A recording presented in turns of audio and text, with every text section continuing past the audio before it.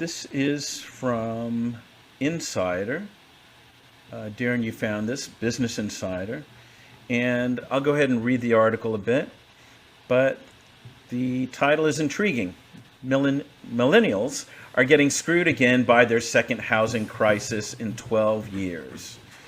So the highlights: the pandemic, underbuilding of homes, and lumber scarcity have created a historic housing shortage. Tightening inventory is pushing homeownership away in millennials' prime home buying years. It's the latest economic challenge facing the generation and second housing crisis. So, America is running out of houses amid a historic housing shortage and record high selling prices. A recent banknote from Jefferies said the U.S. was short 2.5 million homes, while Freddie Mac put the estimate higher at shortage of 3.8 million. There are 40% fewer homes on the market than last year, a Black Knight report found. It's bad news for many aspiring buyers, but especially for millennials. It's just the latest chapter in a long line of bad economic luck. Daryl Fairweather, the chief economist at Redfin, told Insider it was unfortunate the generation that suffered from the last housing crisis, entering the job force in the middle of a recession, was now facing a different kind of housing crisis. Now that they have economically recovered and are looking to buy a home for the first time, we're faced with this housing shortage, she said. They're already boxed out of the housing market. The shortage is a result of several things: contractors underbuilding over the past dozen years, a lumber shortage, and the pandemic. It comes at a time when millennials have reached the peak age for first-time home ownership, according to CoreLogic, and led the housing recovery. But such increased millennial demand has exacerbated the shrinking housing inventory. Housing was largely an out-of-reach dream for millennials for years. Even before the pandemic, they were struggling to take advantage of historically low mortgage rates. But rates dropped even further after the coronavirus arrived, fueling a year-long housing market boom that never abated and soon morphed into an inventory crisis. While CoreLogic said millennials were set to drive the housing sector for a long time to come, they won't have an easy time of it if skyrocketing prices and tight inventory create new affordability challenges. Just as homeownership fell within their grasp, it's slipping out of their fingers yet again. Not enough homes since the Great Recession. Darren, anything you wanted to say in the past that I just talked about? We're repeating the conversation. Puts it in a slightly different context. Okay. And it's highlighting millennials. But yeah, I'll comment at the end. Okay, we'll leave it at that. Not enough homes since the Great Recession. A dozen years after a housing bubble spurred the financial crisis of 2008, many millennials have found themselves juggling the lingering effects of the Great Recession with the coronavirus recession, staggering student debt, and soaring living costs. Chief among the latter has been the price of homes. By 2018, millennials buying their first home were paying 39% more than boomers did at the same age nearly 40 years ago. The increasing cost of a down payment made it even more difficult for millennials already struggling to build wealth to save. Then came the 2020 housing boom. Millennials led all generations in home buying last year, according to Apartment List's homeownership report, accelerating a 5-year trend in millennial homeownership rates rising the fastest. The millennial homeownership rate climbed to 47.9% from 40% just 3 years ago, according to the report. The Jefferies note also said homeownership rates had increased among those 25 to 29 and especially accelerated for those ages 30 to 34. The same note also pointed to the underbuilding of homes dating back to the Great Recession. We've been underbuilding for years, Gay Corcoran, the director of housing and commercial research for the National Association of Realtors, told Insider. She said the U.S. had been about 6.5 million homes short since 2000 and was facing a 2-month supply of homes that should look more like a 6-month supply. There have been 20 times fewer homes built in the past decade than in any decade as far back as the 1960s, according to Fairweather. She added that was not enough homes for millennials, who are the biggest generations to buy. The pandemic and the lumber shortage worsened the situation. Further driving the housing scarcity is the pandemic. Some owners aren't listing their homes as a safety precaution, Corcoran said. Others are wary of putting them on the market for fear of being unable to find an affordable replacement to buy. Cannot say that last name. Corcoran said there might have been more homes on the market absent a historic lumber shortage. Lumber factories shut down almost immediately in March 2020 because of safety restrictions. When the housing market opened up, Americans bought more new houses than the lumber industry could keep up with. As demand spiked, lumber prices jumped by almost 200% since April 2020. It led to an average unexpected price increase of more than $35,000 for new homes in the past, according to the National Association of Home Builders, one aspect of a nationwide record high rise in housing prices. Home prices have been going up for years at a steeper rate than they did ahead of the Great Recession.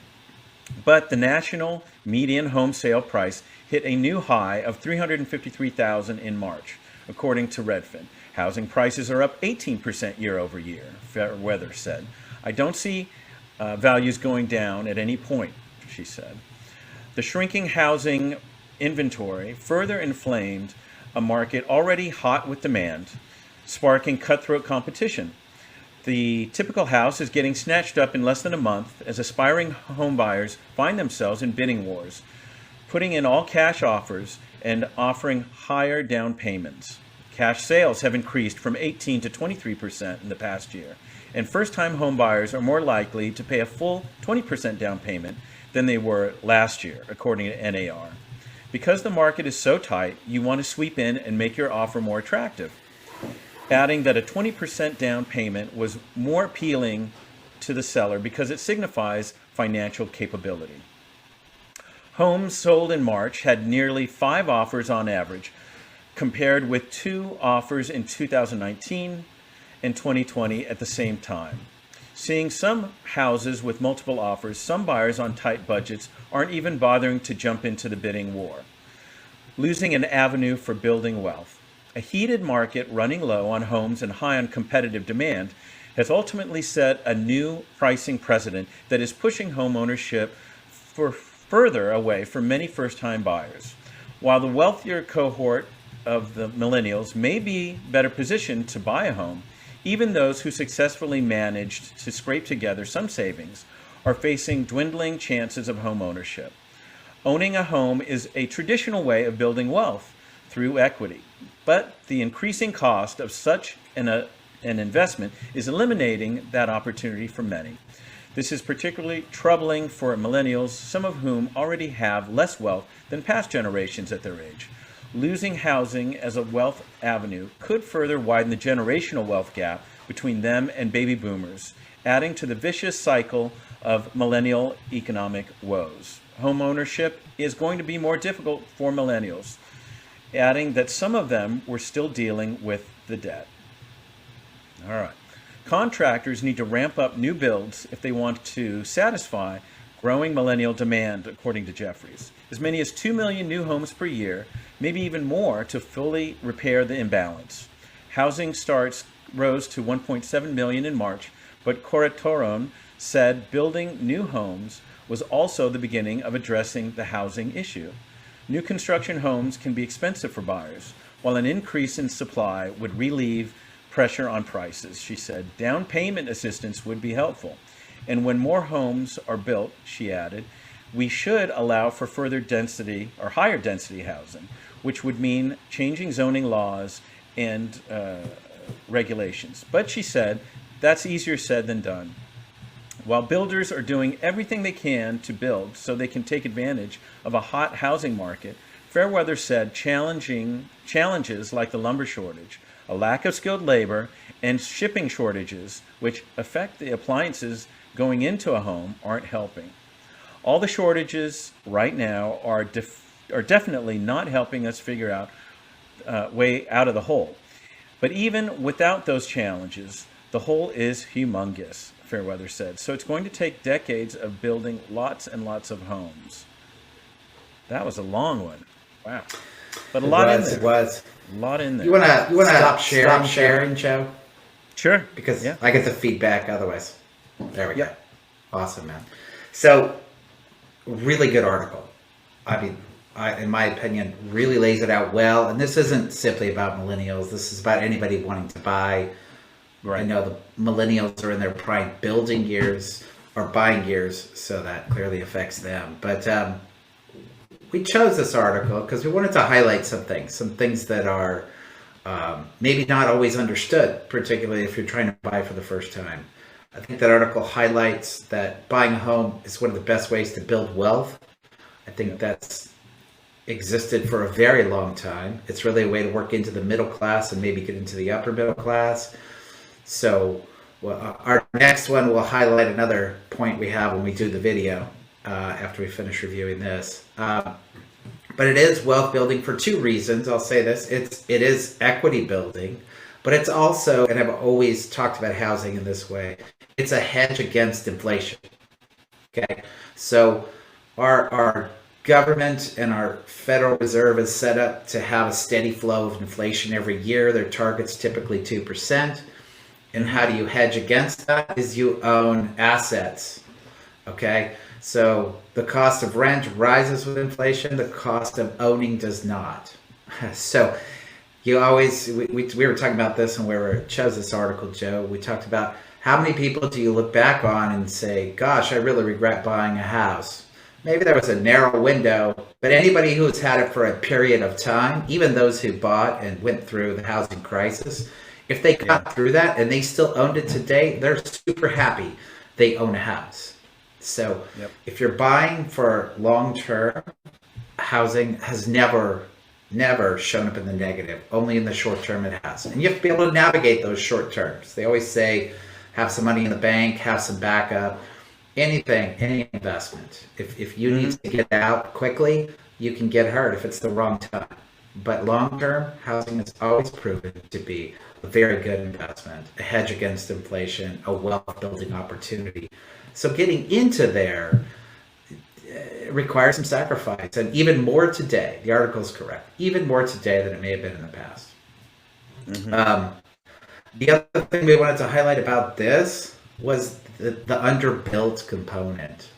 And being around activism in our communities and engaging with so many people, I've got to say, I started finding myself in situations where I didn't agree and felt uncomfortable because so many who live here now, maybe it's in much of America, I certainly know in much of LA, don't want more density.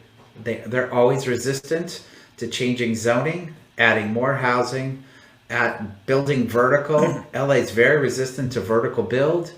And, that position and the zoning that comes out of that has created an underdeveloped environment. They're talking about the last 10, 12 years because, builders got a little shy after the housing crisis. There's been a shortage of supplies more recently. But look, it's a bigger problem than that. I think for those of you particularly looking to get into the market and want things to be more affordable, both on the purchase and the rental side, you've got to support more density if you want to stay in LA to increase the supply. We always go back to the simple supply and demand. It's really that. We've been hedging the supply through policy, through positions, through NIMBYism. Don't build in my backyard, build somebody else's backyard, that's okay. If you got to support it. Yeah. Otherwise, it drives prices up. And here we are, super high prices is the bottom line. Yeah, I'm thinking of one client in particular who, wonderful lady, and I actually think she would be on the right side of this answer, but yeah, she's got some kids. She wants them to find a home, and I think she would support what you're saying. She in terms of this backyard issue, it's harder for her kids right now to get the right place. Right. We all need to be in on this answer, I think. I think there's a finger pointing that goes on. These developers are making a ton of money and this and that. And, all these things can be worked out if we all come to the agreement that we actually need more housing and we need to open up those floodgates to create it. It's not a lot. And there are short moments, lumber shortage right now. There are short moments where things may limit it, but really it's policy, positions, and not allowing people to build more because of desire for less density in our city. So please, if you want more affordable housing, more affordable rents, and the majority of people do, unless you're getting ready to sell, is the reality, then you've got to support more development because the two are at odds with each other. Yep. Yeah. Yep. Cool, man. So this next one, go ahead. Oh, I was just going to say, I'm not sure if it was this article or something else I read.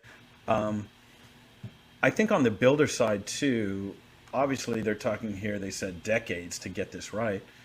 But in terms of building traditional stick homes versus new manufacturing processes for homes, I think that would help as well.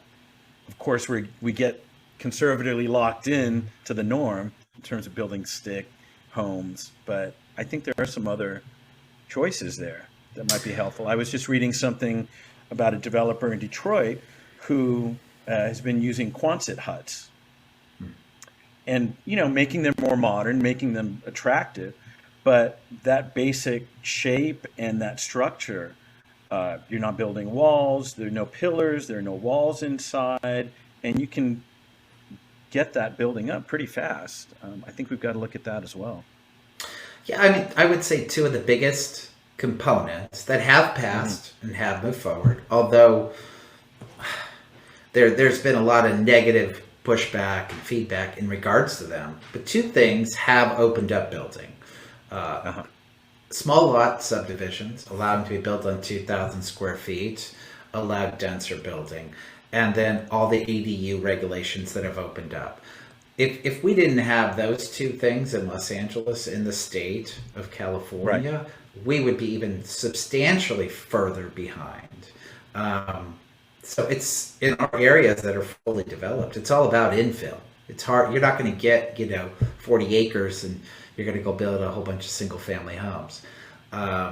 So yeah, it's about how to do infill properly and make it the best it can for the neighborhoods and the structures and the systems and the roads that support it. Yeah. All right. Well, let's, as you were saying, we can go to Barbara here. Yeah. Seems so like this we're article, really big fans of hers. I know, twice in a row here. She's talking about real estate lately. I will say she's talking about flipping homes in this article, but that's not our focus. We'll get through 3 minutes and then we'll chat about the point we're trying to drive home with this segment. Cool. All right. Let's do this. Blah, blah, blah. Share audio. All right. There she is.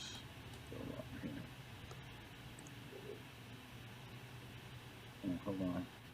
Oh, welcome. I cannot tell you how much I trust this human. She is just fantastic. So have at it. It is now your show, Michael. What would you like Another to know? star. Thank you, Rachel, and thank you, Barbara. I'm a huge fan of you both, and thank you for this opportunity. Barbara, I'm a realtor in New Jersey, and the market is wild right now. I work with a lot of investors, and I'm an investor myself. So I wanted to ask you a two-part question. First off, during this challenging pandemic, do you think it's a good opportunity for people to invest in long-term rental properties as like a landlord-tenant situation or short-term fix and flip opportunities? And the second part of the question is it's a very competitive seller's market here in New Jersey. So what can buyers do in order to stand out and edge out the competition? Well, both very good questions, and probably the same question that almost everybody out there buying a house is sort of asking themselves right now. Number one, it's a terrible time to flip houses unless you have a secret formula. the time to flip houses when you could buy something on the cheap. And right now, 60% of every house sold in New Jersey, as well as everywhere else, is going into a bidding war. So you're not going to buy anything on the cheap. Forget that. It's much smarter to buy, to rent, and to hold probably for 3 to 5 years, because you will definitely make money. It's the right way to go. But you need to know your numbers. I'm sure as a professional real estate person, you're walking in and you already know what the house is going to sell for before you walk in. You know what the improvement cost is going to be, and you better be really clear on your numbers because those are going through the roof. And you'll also know, hopefully, clearly what you're going to get in rent. Any of those 3 numbers are wrong, you don't make any money. It's a tough market. But if you're careful with those 3, you can make a lot of money. And then your second part of your question is, how do I stand apart from the competition or the crowd? What I think is the most powerful tool you could have as a buyer is to say you're an all cash buyer, no contingencies. So waiving contingencies, going in with a pre-qualification from a bank or a mortgage broker with the financing already approved. You could say, I'm an all cash buyer. There are no contingencies here. That gives you power. And last, in addition to that, you have to go in and not be afraid to bid high and overpay. Now, most people feel ashamed of overpaying. I don't. I've overpaid for every great piece of real estate I've ever bought, and I've still made money as long as I've held it in the long term. So don't be afraid to overpay. It's that kind of a market. Thank you so much. That was great advice, and I'm definitely going to relay that over to my buyers. I really appreciate it. I think Barbara. that's it, Joe. My Yes, sir. jaw's on the floor. This isn't even my Oh, jam. yeah. Just in time. Yes. Yeah. So, yeah, as you're saying, that's reinforcing what we're talking about from a famous shark, someone who's done well. Sure. And it. I still get the reverb now, Joe. I don't know if you're sharing. Oh, let me do that. There we go. It's gone now. Okay. So, gosh, to hear it from her, just as we're cruising around, always paying attention to what's going on and what people are talking Right. about. We say it, and we can look back on the history and talk about, real estate as wealth building and the things the previous article spoke about. But we are also, you and I both are value seekers, and we like a value and we seek a value. There is almost, maybe I'm even being kind and saying almost no value in today's market. It's really, you're paying a premium. So if you're always seeking value, it's super hard, if not impossible, to continue to find something. Now look, people just have a cap on what they can afford, on what they're comfortable with. That's one thing. Okay, we completely respect that. Yeah. But if you can afford more and you're trying to underbid or write lowball offers, you're in the wrong market. You really are. You're just going to be spinning your wheels a lot. Yeah. Take advantage of what you've got and what you've done. Yeah. Overpaying, it never feels good. It never feels good to tell a story. No one says, hey, Joe, come here, man. Let me tell you, I just overpaid for this. Right? It doesn't happen. But in 5 years, as she says, 3 to 5 years, as long as you have a reasonably long outlook, you're going to be fine. And you're going to be the one that owns a house where other people are still renting, and your mortgage is fixed while all the rents are rising. It really is about getting in. If you look back historically, most of the people you will speak to, I can guarantee you, will feel they overpaid, even when they bought. Sure. Even if they wrote below list and they got it, they're still thinking, wait, did I overpay? Yeah. A lot of people feel that way. Well, I was telling you earlier today, my mom, 1974, paid $43,000. That was dear money. And I saw them sweating it. Right. Here we are. I need to sell the house. And yeah, it's somewhere around $550,000. So. And those stories never end. I paid $150,000 for my first house. And I was like stretched to the max. I couldn't believe it. And look how ridiculous that story sounds to be told now. And I'm sure somebody can say who bought 10 years ago or 5 years ago. And it's going to be like, it's always looking back in real estate thinking I should have done that. Somebody gave me advice early on, just some random thing, but it really stuck. And I was young when I bought my first house. He basically said, well, do you believe in your own future? Yeah. Do you believe you're going to continue to prosper and grow? And if so, then push the limits. You know, if you're young, you have a long future ahead of you, and you believe that you're going to be successful, you got to move into an uncomfortable zone at some point. You know, and I did the traditional. I rented a room. I made it work until, gosh, it just seemed like the payment was so low when everybody's rent was rising. So, Yeah. overpaying never feels good, but it gets you in the door as long as you do have some safety, some savings left, some ability. If something goes wrong in the short term, that you can make it work and get through, and make it work long term, you'll feel good about it. Well, I'm thinking of a client, single guy, who almost closing escrow, but he has a decent job. It's a 2-bedroom, 1-bath, but it's a monthly mortgage that's sizable for him. And I told him, I think, that first year is always kind of the test for you, and you'll get used to that monthly payment. And he's already looking for a roommate. So Yeah. You adjust your lifestyle. you figure it out. This is why it's harder when you're older, simply because it's harder to adjust your lifestyle.